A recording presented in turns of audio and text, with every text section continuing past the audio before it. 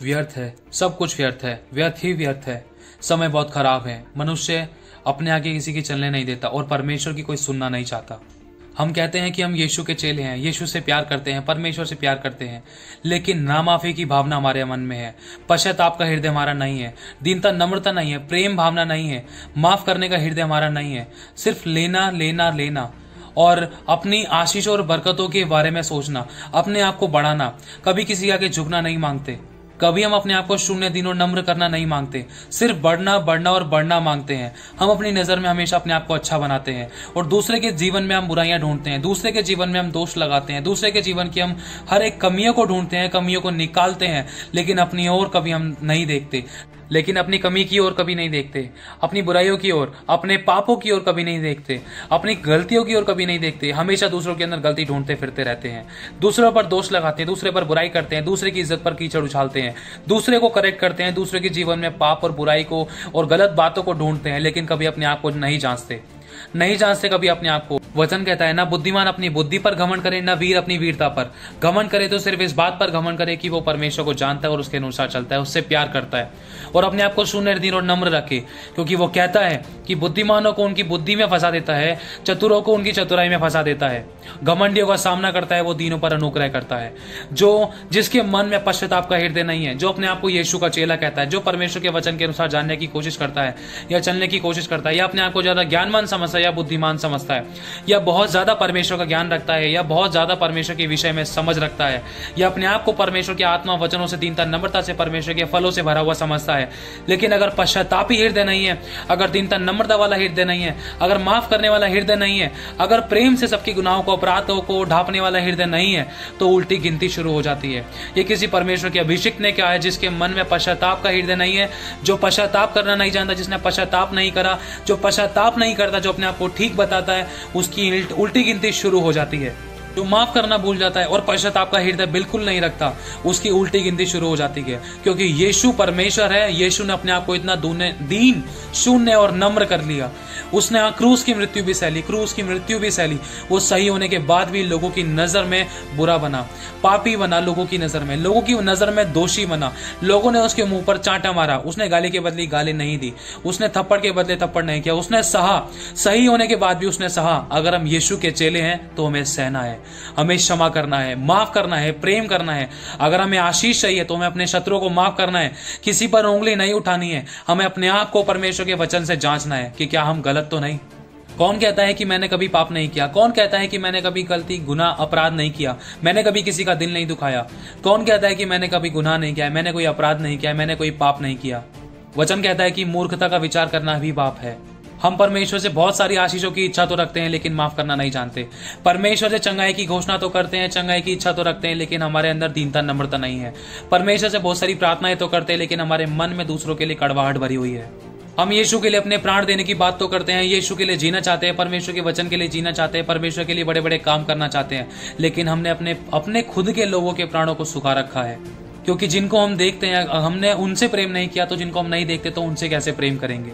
जो सबसे बड़ा बनना चाहता है वो सबका सेवक बने। क्या हमारे अंदर सेवक की बात है? क्या हम अपने आप को शून्य दिनों नम्र करते हैं, जैसे यीशु ने किया, अपने चेलों तक के पांव धो दिए? क्या सच में हम यीशु के चेले हैं? हम क्यों झूठ बोलते हैं इस बात के लिए? चार बातें कोई अगर हमें कह देता है या हमारी बुराई कर देता है तो हमारे अंदर आग लग जाती है, विरोध करने वाली भावना निकल आती है और हम अपने आप को सही दिखाने के लिए कुछ भी कर बैठते हैं, दूसरों के आगे चुगली निंदा करते हैं, बुराई करते हैं, पश्चाताप करने की कभी हम कोशिश नहीं करते, कभी दूसरों को माफ करने की कोशिश नहीं करते, हमेशा अपने आप को ठीक दिखाने की कोशिश करते हैं। लेकिन ध्यान रखना, आशीष शैतान भी देता है, चंगा शैतान भी करता है, चमत्कार शैतान भी करता है, लेकिन अनंत जीवन और शांति से भरा हुआ जीवन सिर्फ यीशु देता है। और जब परमेश्वर आशीष देता है तो वो उसके अंदर दुख नहीं मिलाता। कौन कर सकता है अपने रचने वाले से बहस? कौन लड़ सकता है अपने रचने वाले से? कौन बुरा कह सकता है उसको? कौन अपने आप को उसके सामने ठीक दिखा सकता है? वचन कहता है यशायाह 45वां अध्याय 9वीं आयत में, हाय उस पर जो अपने रचने वाले से झगड़ता है, वह तो मिट्टी के ठीकरों में से एक ठीकरा ही है। क्या मिट्टी कुम्हार से कहेगी तू यह क्या करता है? क्या कारीगर का बनाया हुआ कार्य उसके विषय कहेगा? उसके हाथ नहीं है। हाय उस पर जो अपने पिता से कहे तू क्या जन्माता है, और माँ से कहे तू किसकी माता है?